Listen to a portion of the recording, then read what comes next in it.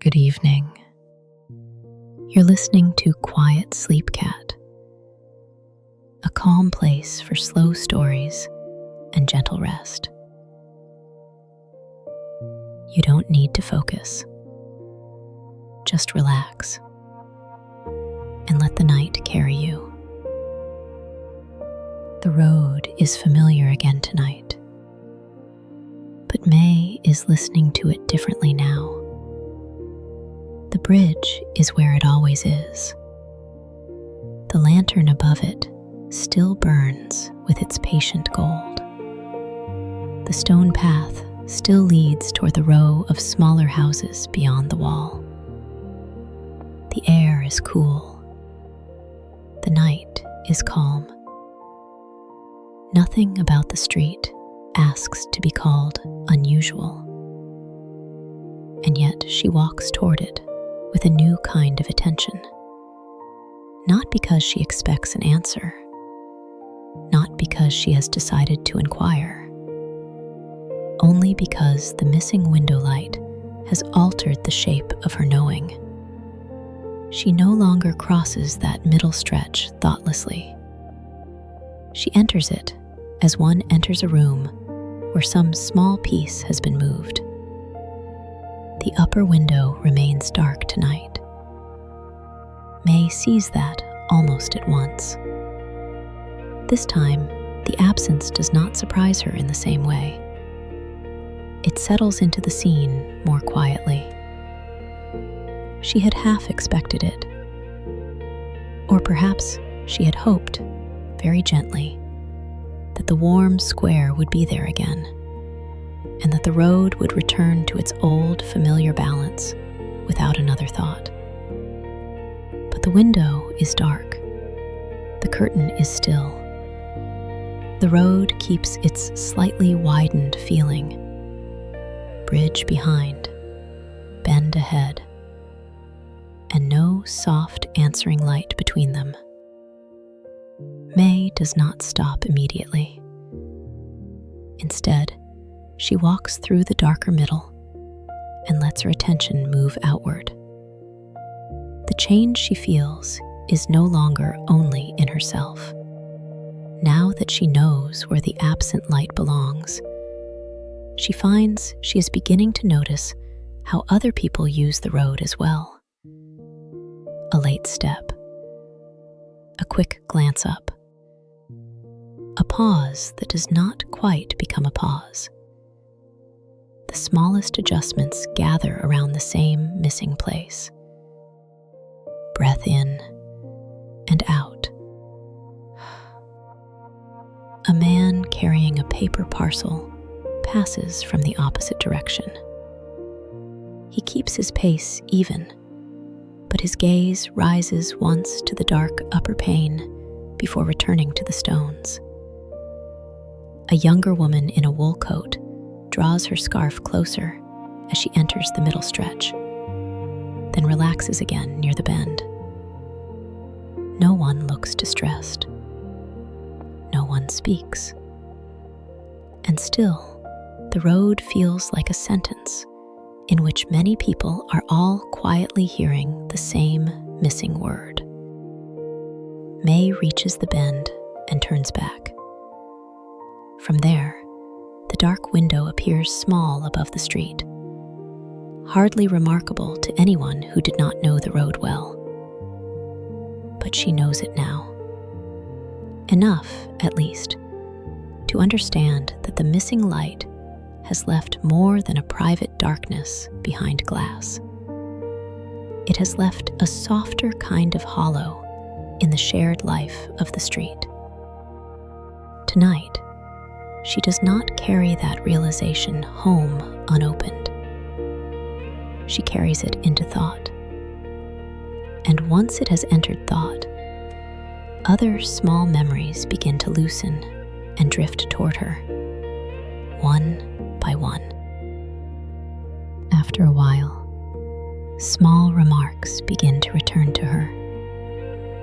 Not grand conversations, not serious discussions held over tables, only the sort of sentences that pass through a town and are lightly received because no one thinks they need to be kept. Miss Ellen's voice comes back first. That light is still there. At the time, May had taken the sentence as a casual note. One light among others. One small observation before the library door closed. Now, standing in memory beside that line, she hears its true shape. Not surprise. Not curiosity. Recognition. The sort of recognition one gives a thing that has become part of one's way of moving through the evening. Then she remembers Mrs. Imai by the bakery door one windy night. It feels warmer out there than it looks. Again, at the time, May had thought of the bakery's own lamps. Now she thinks the warmth had been traveling farther than that. From shop window to bridge lantern. From bridge lantern to upper window. A chain of small kindnesses laid along the road without anyone meeting to plan them. Another memory comes from the post office clerk, spoken almost absent-mindedly while locking the lower drawers. That stretch still looks awake tonight. May had not asked which stretch. There had seemed no need. Moonlight Town is full of such sentences. They arrive half-finished and are understood because the townspeople have long been living inside the same arrangements. Now, however, the old line returns with new meaning. The stretch beyond the bridge, the part beside the wall, the place where the upper window had kept one warm answer above the darker middle. It had made the road look awake, not bright, not active, only quietly still in use by human life. Breath in and out. The more May lets these fragments gather, the more she sees how lightly the town has always spoken of its comforts, not naming them as systems, not praising them as special, only relying on them. A bench remains clean. A lane remains gently swept. A certain room glows late enough to soften the walk home. No one makes a ceremony of these things while they are present. Their value lives first in habit. Only later, sometimes, does it become language. She likes that. It feels honest to the town. Moonlight Town does not teach comfort with announcements.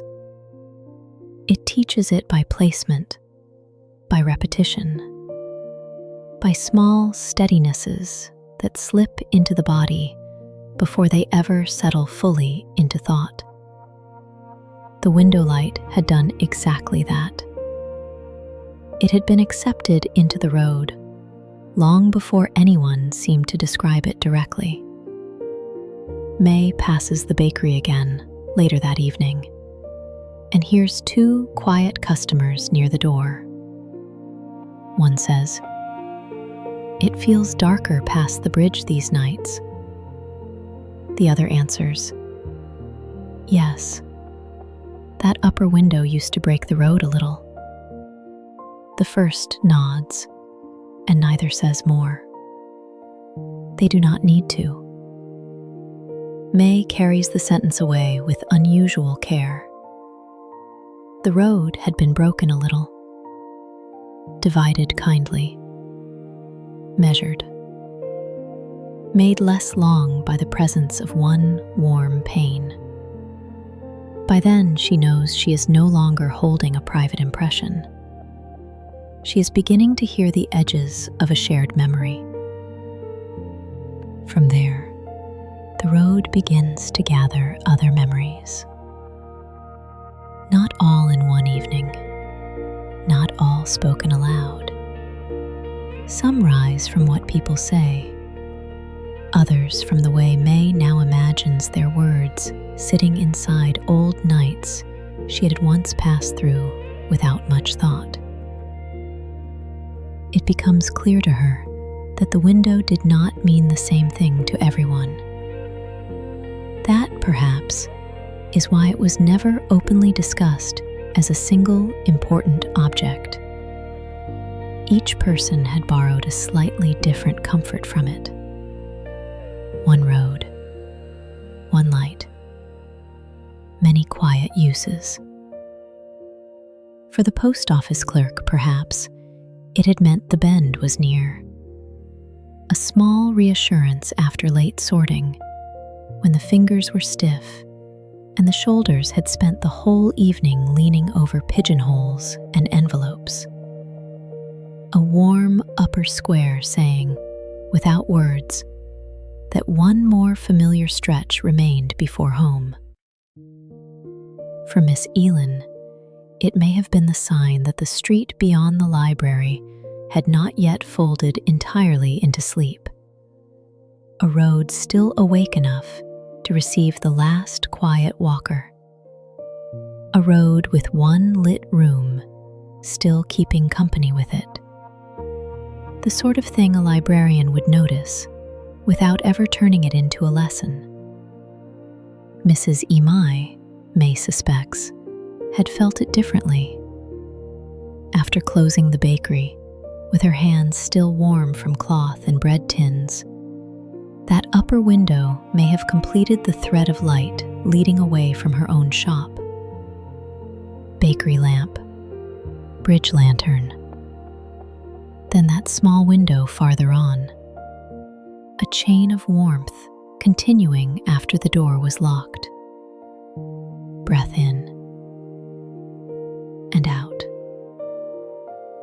There may even have been winter nights, May thinks, when the window mattered most to those she never heard speak of it at all. A gardener returning late from checking coverings over the beds. Someone carrying medicine from the far side of town.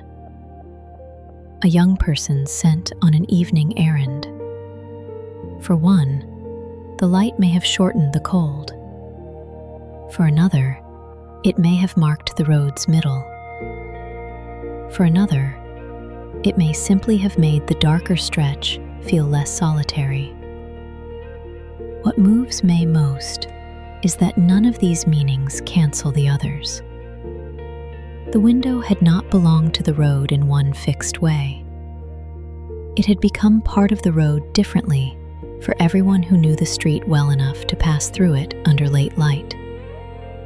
Its shared nature was not uniform. It was layered. A small communal comfort made of many private recognitions. She thinks of the bridge lantern then.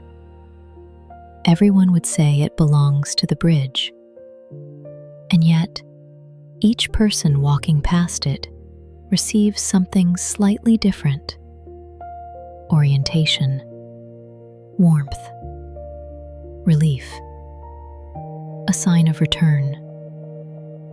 Perhaps the upper window had done the same, only more quietly, because it was never meant for the street on purpose. This thought deepens her feeling for the road itself. A road is not only stones and walls and turns. It is also memory laid over those things. The places where people relax, the places where they look up, the places where darkness has been softened so often that the body expects it to be softened again. By now, May understands that what is missing from the road is not just a light source. It is a remembered relation, a familiar exchange between one private room and the public path below it. The room remained itself, the road remained itself. But between them, over time, a small thread of companionship had formed. Now the thread has loosened, and everyone walking there feels the difference a little differently. For a little while, she thinks not of the road, but of the room behind the window. Not to imagine too much, not to invent a story where none is needed, only to understand the boundary more clearly. The house is private. It must remain so.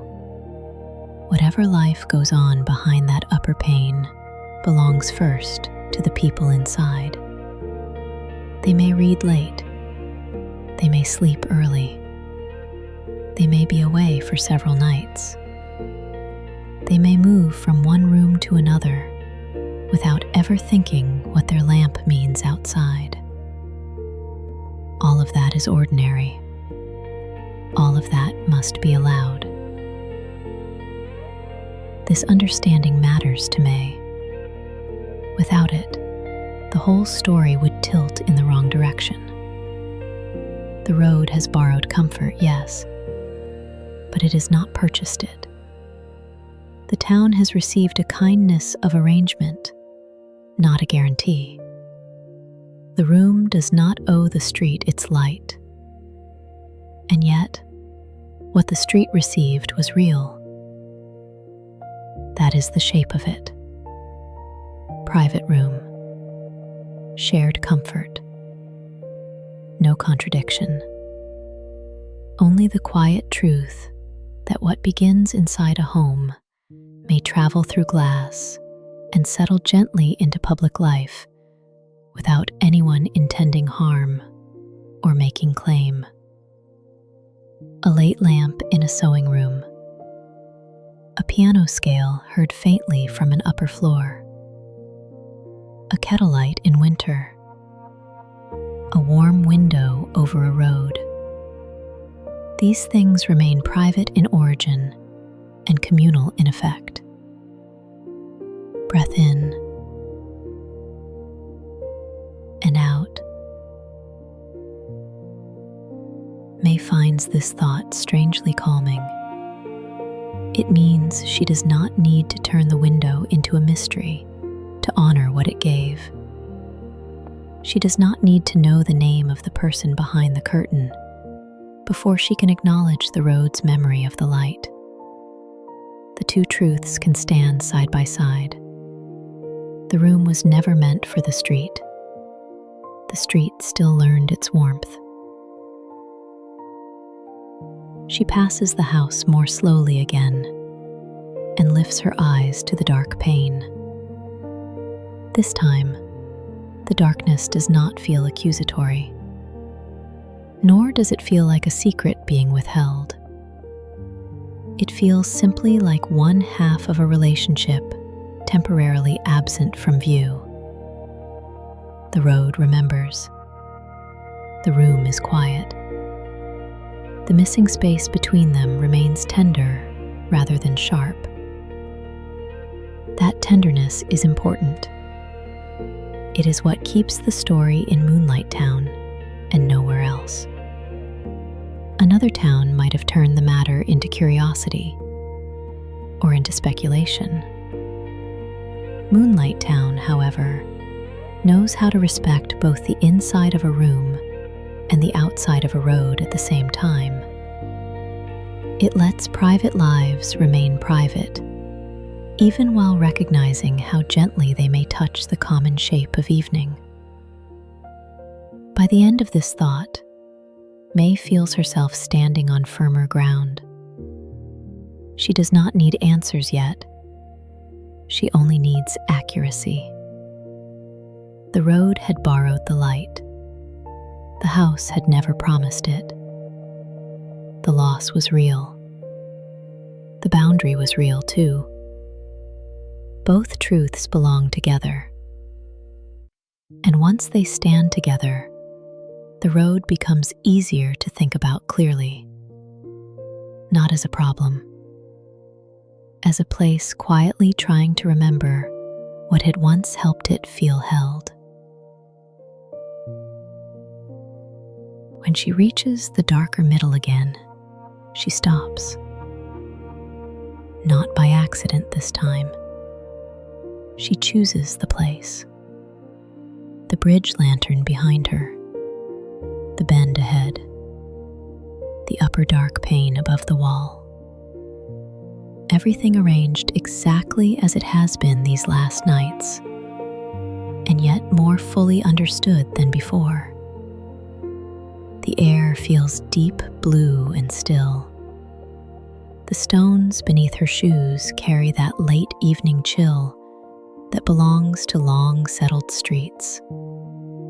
A faint movement stirs the rose canes along the wall, and then fades. No voices travel through the road. No doors open. The whole scene is clear enough now that even its quiet seems to have edges. Last night, this place had taught her what was missing. Tonight, it teaches her what had once been here. Not only a lamp behind glass, but a shared pause in the road. A resting point for the eye. A warmer middle distance.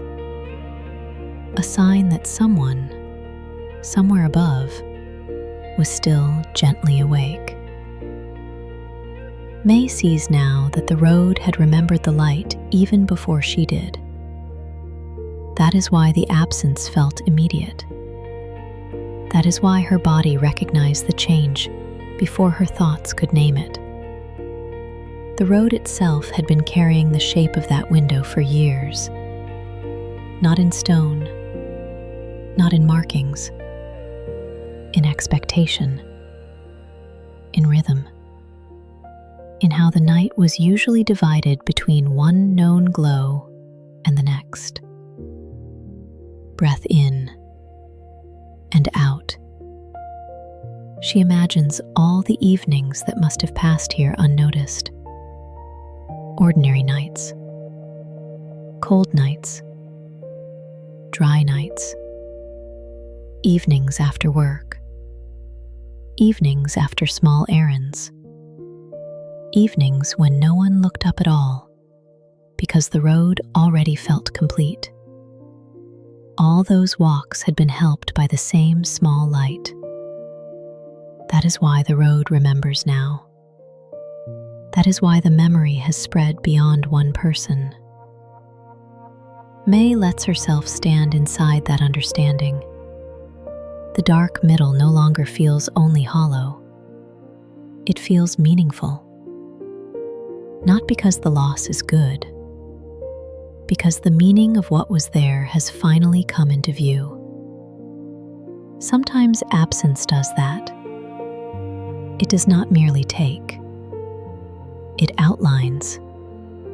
It reveals the true edges of a comfort that had long been folded into habit. The bridge lantern behind her seems gentler now.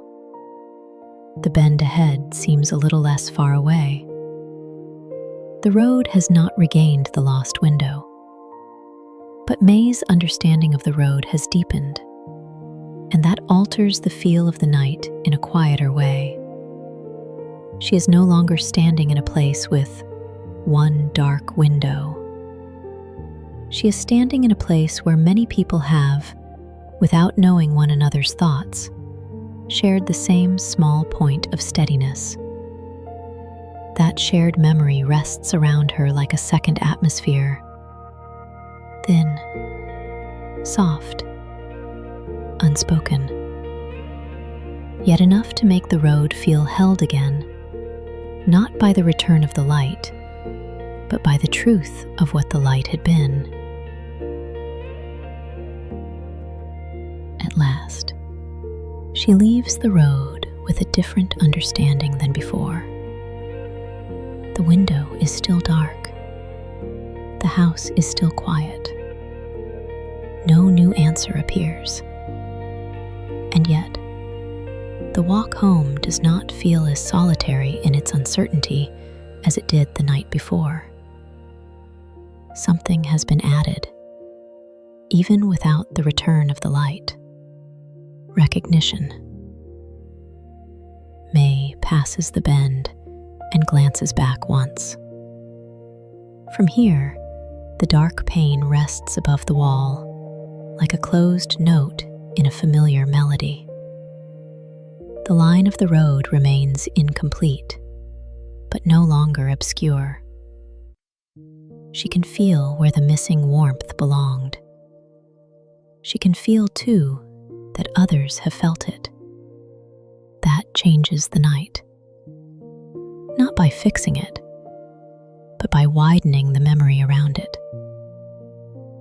The town has always been made, she thinks, of such borrowings. A path borrowing the scent of bread at closing time. A bridge borrowing light from a lantern. A shelf borrowing warmth from a room where hands still work late. A road borrowing steadiness from an upper window that was never lit for the street on purpose. Moonlight Town does not need these borrowings to be explained in order to live by them. It simply uses them until one day it understands them better. Breath in and out. By the time May reaches her own door, she is still no closer to saying what should happen next. That is all right. This is not yet the moment for action. It is the moment before it. The moment in which one small private absence has become a shared truth in the life of the town. A truth not heavy enough to grieve, but clear enough to matter. She rests her hand on the door and looks back down the lane. The window cannot be seen from here. Only the bridge lantern and the dark suggestion of roofs beyond it. Yet in her mind, the road has become more fully shaped than ever. Bridge, wall, houses, bend, and in the middle, a remembered place of warmth that many people had been quietly using all along. The light had belonged to the house, but the comfort of it had belonged to the road. That sentence stays with her as she steps inside. It does not feel like an ending. It feels like the first true sentence in a longer understanding. If the road once held that comfort, then perhaps the road and the town may someday know how to hold something of it again. Not tonight. Not yet. But the thought now has room to exist. Outside, Moonlight Town continues under its usual night. The bridge lantern burns. The bakery rests. The library is dark. The houses keep their quiet. And along one familiar stretch, a road now remembers more clearly than before the small, warm light that had once made its middle gentler. Good night, and sleep well.